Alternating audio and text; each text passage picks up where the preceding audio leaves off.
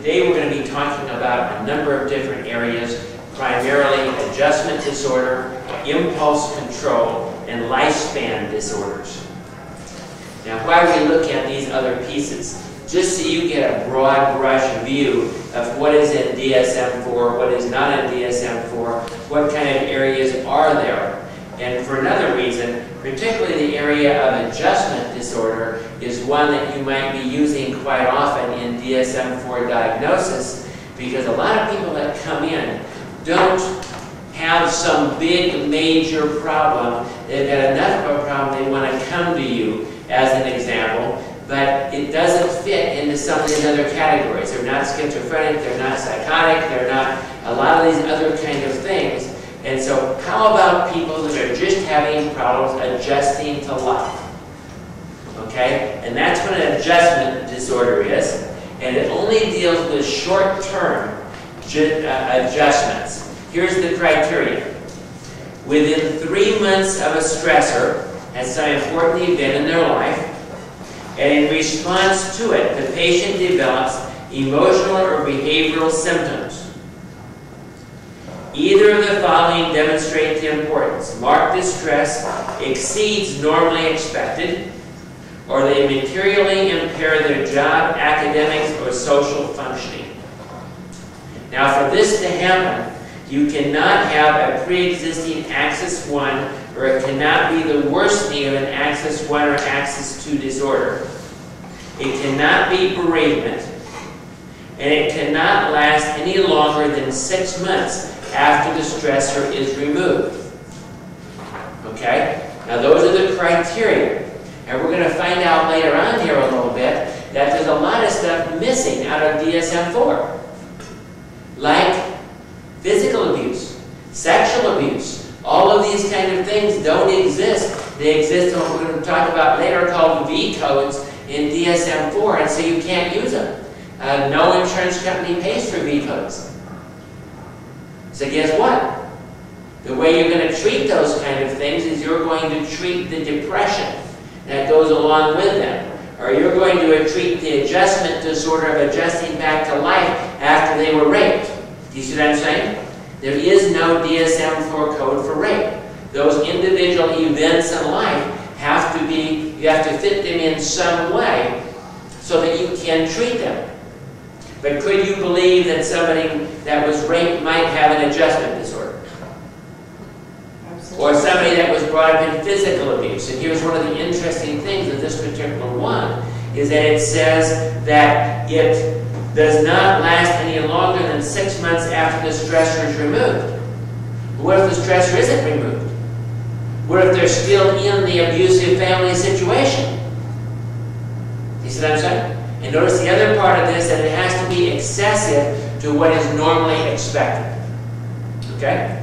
Now you can also break these out into a code after that. You can add to this adjustment disorder with depressed mood, with anxiety, with mixed anxiety and mood, with disturbance of conduct, with mixed emotions and conduct, unspecified such as job problems, physical complaints, social withdrawal, or acute or chronic situation.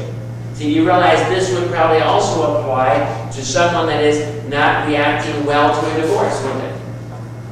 So this is one of these sort of catch-alls where you can deal with a lot of issues that aren't directly addressed as mental disorders in DSM-4. Another one that's important is what we call impulse control disorders. And the primary one has a very interesting name. It's called intermittent explosive disorder. And this is the only thing in DSM-4 that specifically addresses to an anger problem. Here are the criteria. Serious assault or property damage out of proportion to stressors, not attributed better to other causes. On several occasions, the patient lost control of aggressive impulses, leading to serious assault or property destruction. Aggression is markedly out of proportion for the seriousness of any social or psychological stressors. It's not a mental disorder, personality disorder, or medical condition. So do you see, that's the only thing you have in DSM-4 that's going to fit a person that's got a big anger problem, right? Unless the anger is related to one of the other areas within DSM-4, some other particular areas. A person who has a problem with schizophrenia and is a major anger problem out of their paranoia. What would you code that? Probably schizophrenia. Do you see what I'm saying? But this is the case where you don't have. You eliminated those other things, and this is what you have. You primarily have a person that is overreacting to their anger. How about domestic violence? You know, it's going to be probably in this area unless they have major other problems that you're going to code it in this particular area. Now we have some others that are fairly interesting. I'm not going to go into it in very much detail, but we have kleptomania. And so it's interesting here, in impulse control, we would consider this today to really probably be an addiction to stealing, wouldn't we? We might fit this under the addictions, but this is where it fits here in DSM-4. Steals unneeded objects, experiencing emotional tension and release. Pyromania. Starts fires without cause, experiencing emotional tension and release. Pathological gambling. See, all of these we would probably put under, in recovery, we would put these under addictions, wouldn't we? Okay? Pathological gambling. Preoccupied with gambling increases the amount of money and has increasing amounts of money, is unable to control or quit, and uses it to cope. And here's another interesting one. Trichotillomania. Pulling hair. Somehow feels like a gratification and a release of tension. Many times what the person will do, many times they're young teenage girls, and they'll pull their entire eyebrows out. And then we have, of course, impulse control disorder not otherwise specified. And so the idea is you're going to have to put it someplace. You're going to use, in a lot of cases, you're going to use not otherwise specified. You're going to use, adjustment disorder, depression, some of the other symptoms of the problem, because that's the closest you're going to be able to get to it. Then we have disorders of memory and identity.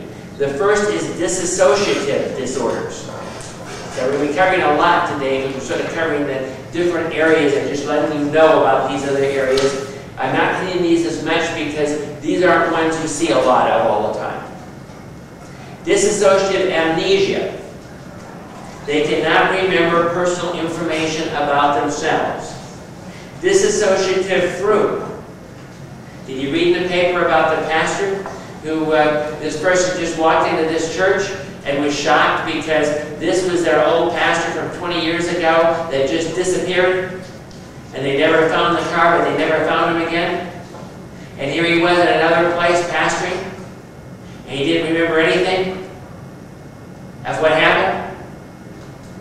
He had a new family and knew everything. Well, that's dissociative fruit. Travels and cannot remember the past. They just disappear and they can't remember the past.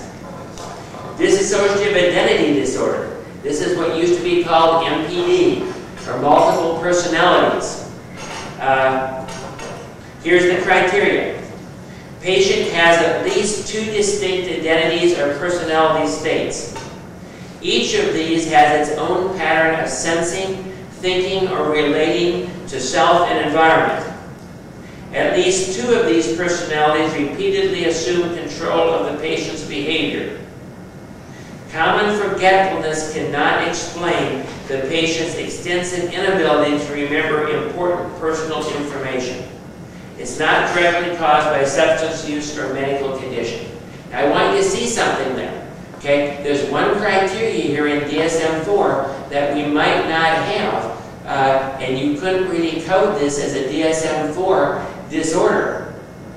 Because sometimes in DID, what if the personalities do know what the other person is doing? It's saying here, DID says they don't. It's saying there are large memory losses. It was basically, you're counseling this person, you give them homework, you talk to them, you tell them all this kind of stuff. Next time they walk in, they switch personalities, and they don't remember anything you did in the previous session. And it can't be that they're just forgetful. That's what it's saying here. It's saying also you see those switches. So it's important. Why am I emphasizing this? This is one of those areas of major abuse, particularly in the Christian community. A lot of people come in. Well, I was diagnosed with MPD and so on, and you see a many more people that try to say that they're MPD than probably really are. It's the disorder of choice. People say, oh, you're like Sybil. Oh, wow. You know what I mean? And so it can get built into something that it really is not. And so you have to be very careful that you meet the criteria. If you're going to say somebody really has DID, that you really meet the criteria that they're talking about here in DID. And of course, sometimes you can have a very complex systems of hundreds of personalities and a lot of other things. Again, it doesn't say here, it's not specified here. But if these people haven't gone through significant trauma, growing up of some sort, then you need to question whether you're really dealing with DID here. But within the Christian community, this has been blown totally out of proportion. One seminar I went to, the person suggested maybe 30% of the people in the population have DID. Sorry, don't think we're even close to that. But you need to be careful in that particular area. There's also another thing called depersonalization disorder. This is where the person feels like they're outside of themselves, looking at themselves. And then, of course, we have dissociative disorder not otherwise specified. So let's say you have a person that comes in, they think they have multiple personalities, you deal with them, you determine that's the case, and they do know what the other personality is doing. How would you have to code that? Not otherwise specified. It doesn't meet all of the criteria. You see what I'm saying? And so you'd have to say, no, that's the other thing. Next area we have is called dementia. What is dementia? It means that something is going wrong in the way the person is thinking and remembering and so on within the brain. What is the most usual type of dementia? Alzheimer's. In fact, Alzheimer's accounts for about 50% of all of the dementias. They show it's a dramatic increase in brain deterioration. And it usually takes about 2 to 15 years, to the point that Ronald Reagan, as an example, has Alzheimer's. And you notice the last time they basically named a ship after him.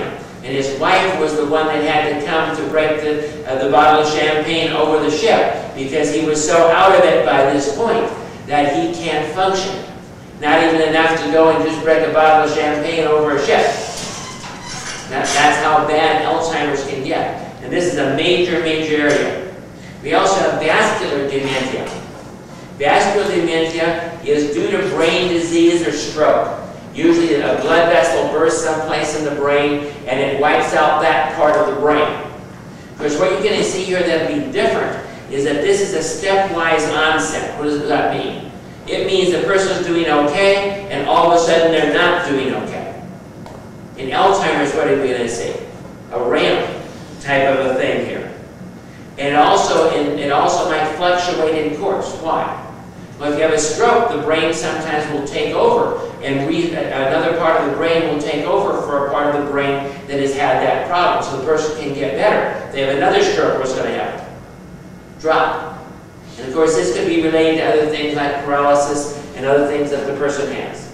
Then we can have dementia due to other medical conditions. What would they be? Well, like a tumor, head trauma, HIV, Huntington's disease, Parkinson's disease, Pick's disease, kidney or liver failure. All those things can cause the brain to get poisoned, or parts of the brain to get wiped out and so on, that would fit into this thing called dementia. We also have substance abuse persisting dementia. Due to someone that's used drugs for a long time, they can mess up their brain and do major damage to the brain. Dementia due to multiple etiologies. Dementia not otherwise specified. So you have a whole lot of different areas here when we're talking about that. Delirium. Fluctuating states of awareness. There are different medical conditions that can cause delirium. Language, memory, orientation, perception, sleep cycle, motor activity, mood, reasoning can be affected. Someone, if your temperature is too high, how does the person respond? With delirium. So there's something, the brain isn't functioning because it's too hot, the temperature is too hot.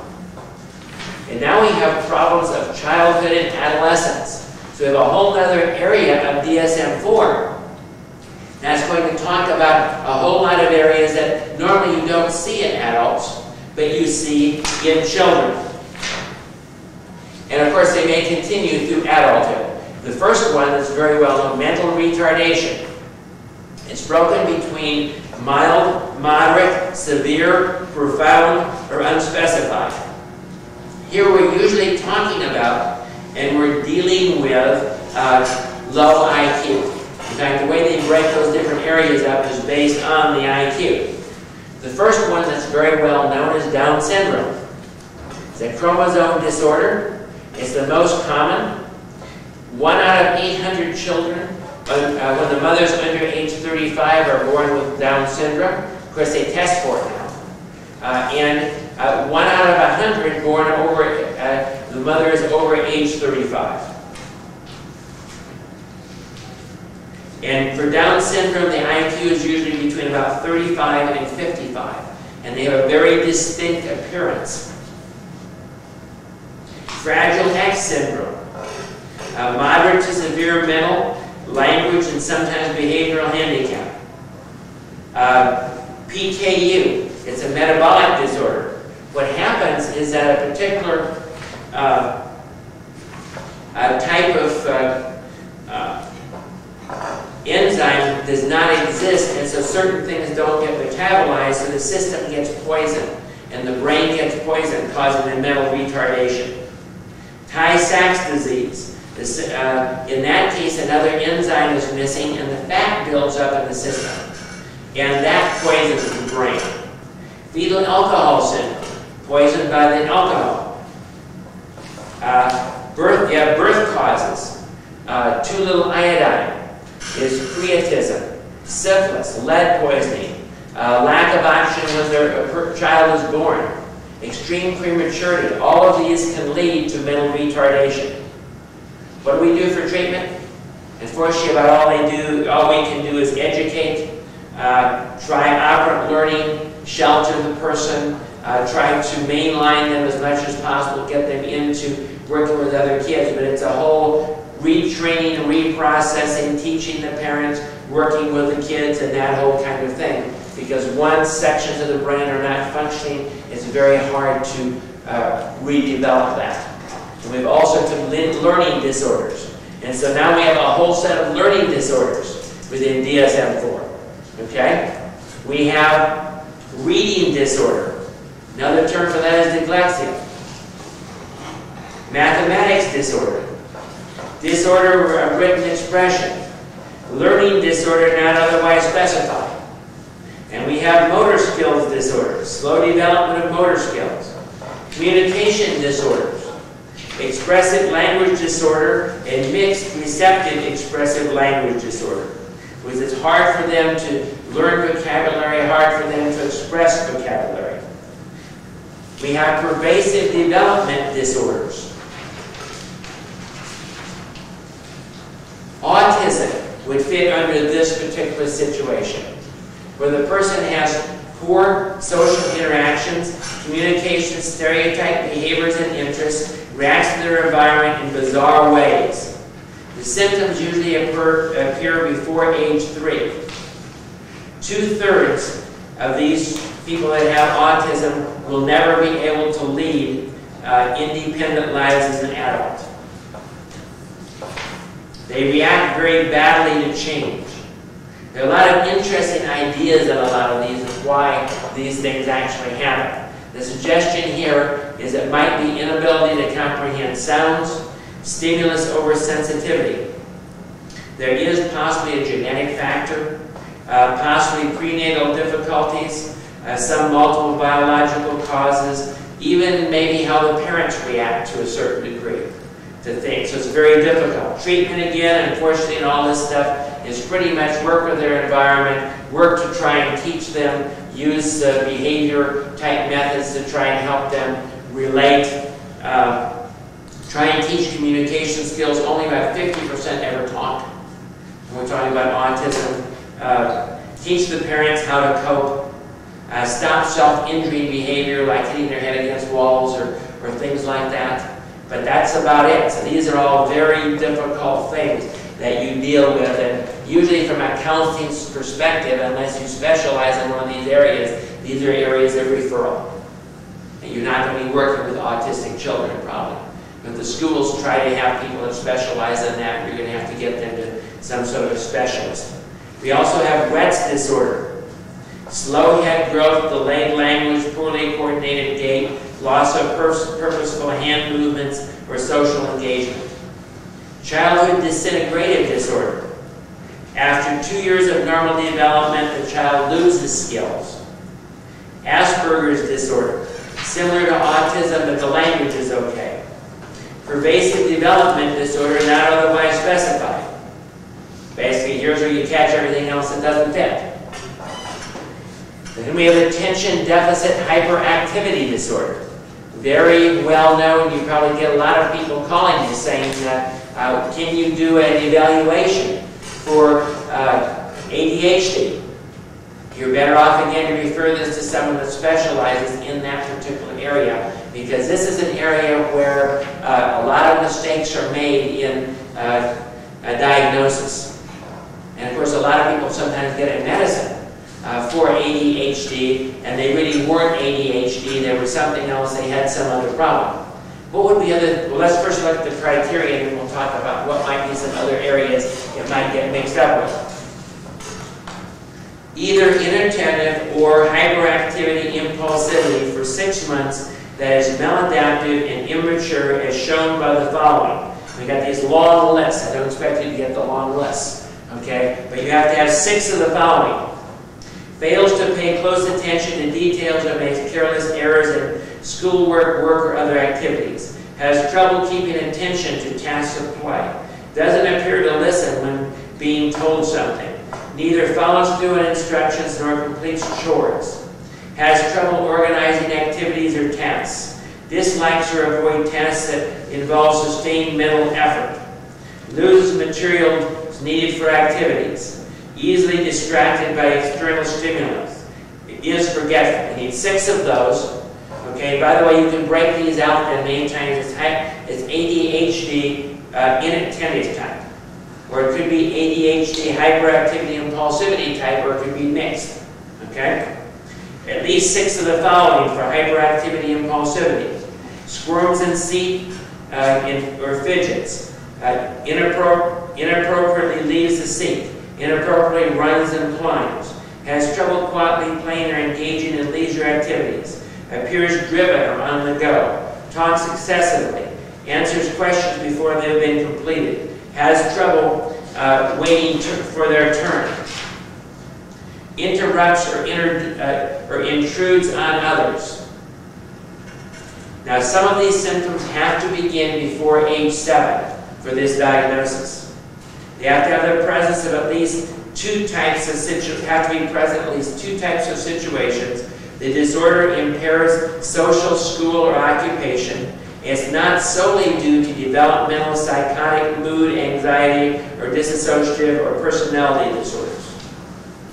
So sort of see the picture here. What do we have?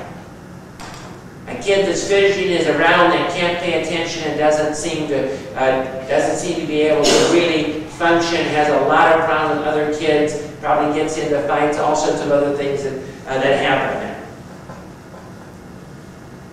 50% also have learning or communication problems.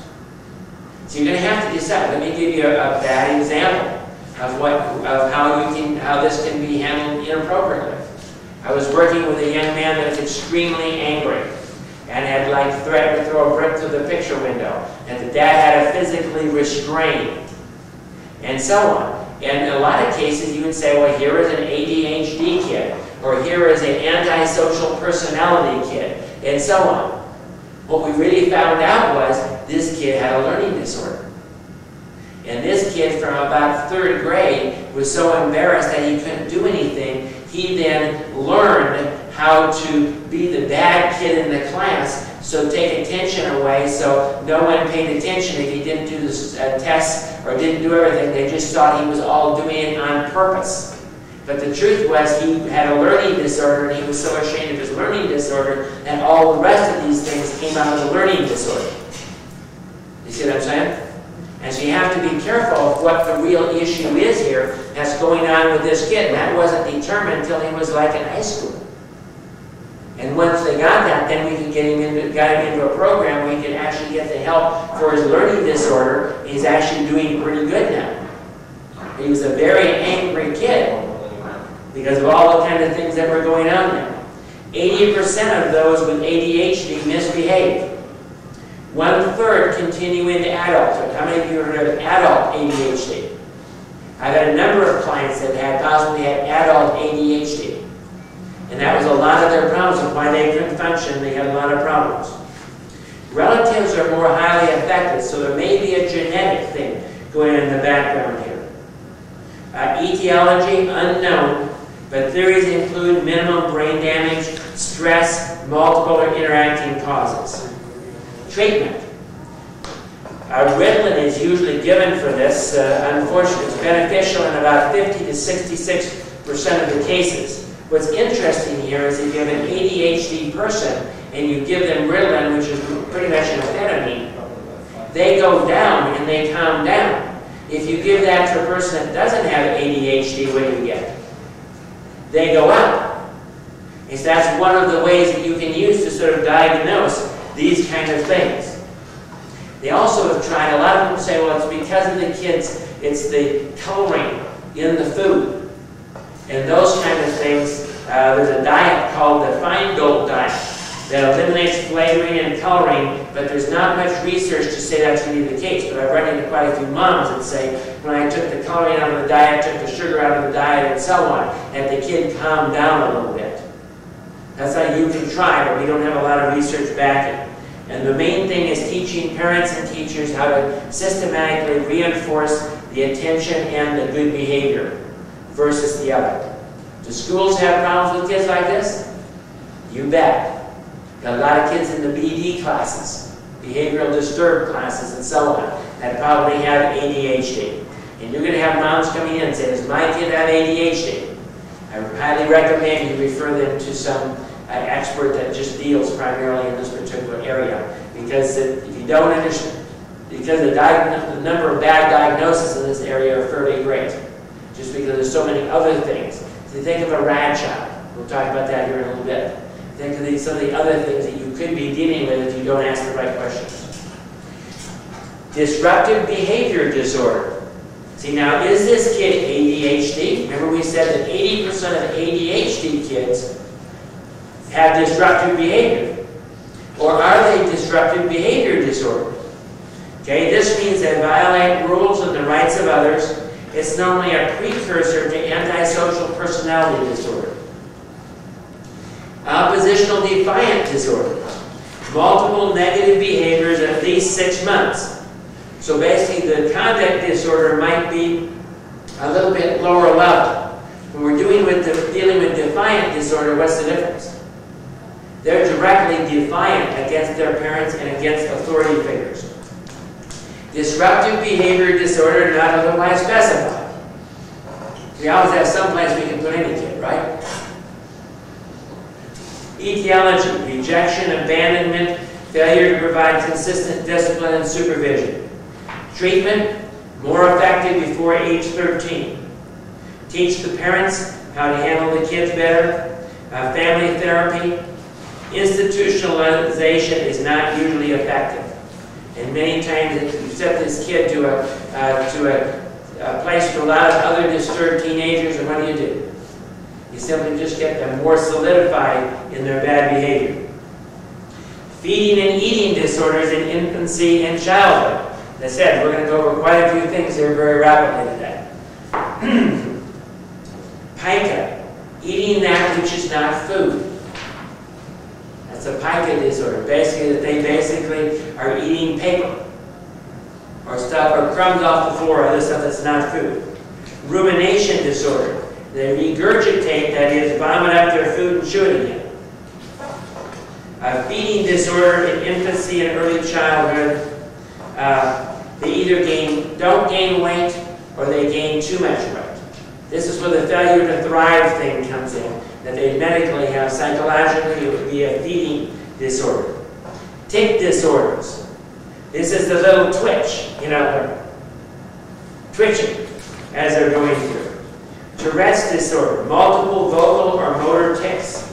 Chronic motor or vocal tic disorder. Transient tic disorder not otherwise specified. Elimination disorders. There are a lot of things in here. What's interesting to me is a lot of these I would think might fit more into medical, but these are all under psychological because there are some things you can do to help these from a psychological point of view. Encopresis. Over the past 4 years, they're over 4 years old and they pass feces in their clothes or on the floor. Enuresis, over 5 and wet their bed. Now this is a lot more usual, 7% of boys, 3% of girls. What's the etiology? Some people suggest inner conflict, family disturbance, poor toilet training. Treatment is usually classical conditioning, especially for the enuresis. Basically what they do is they set up a system so if the child starts running to bed, it's detected and an alarm goes off, they wake up. And so they're taught to wake up when that happens so they can then go to the bathroom. So there are things, and they're fairly effective at dealing with those kind of things. Other disorders of infancy, childhood, and adolescence. Separation anxiety disorder. This is the kid that can't separate from the parents. They can't leave them in the nursery. Now they can't go to school because they have to be with the parents. Selective mutism. The child simply elects not to talk. Reaction attachment disorder. The child hasn't bonded. And by the way, let's put 3 pieces together here. When they're very young, what would be the early diagnosis? Reaction attachment disorder. As they get older, what would probably be the next diagnosis? How about conduct disorder? When they get over 18, what would be the diagnosis? Antisocial personality disorder. So those would probably be the order that those would go. Stereotypic movement disorder. Bang their head, bite themselves, pick their skin or their orifices. Disorders of infancy, child or adolescent, not otherwise specified. Okay? So now what we've done is we've pretty much covered within DSM-4 the diagnosable disorders. But are there some things that are missing? Yeah, there are a whole lot of things that are missing. Where do I find those? Well, I find those, I can put them under, we have another category called psychological factor affecting medical condition. This would have to do with, they won't follow what you tell them to do or whatever it is affecting the medical condition. We have neuroleptic problems, in other words, stuff that are caused by the drugs. But then we have what are called relationship problems, and they're called V codes. You can put a V code in your DSM-4 diagnosis, as we'll see next week, okay? But don't expect to get paid for it. So here's the list of V codes. And you get an idea of how much stuff we really don't have covered here and how much you're going to have to try to look at the symptoms to come up with something that can be covered if you're working with insurance. And this is a real problem, okay? Here's the list. Relationship problems related to a mental disorder or a general medical condition. Parental-child relationship problems. Partner relationship problems.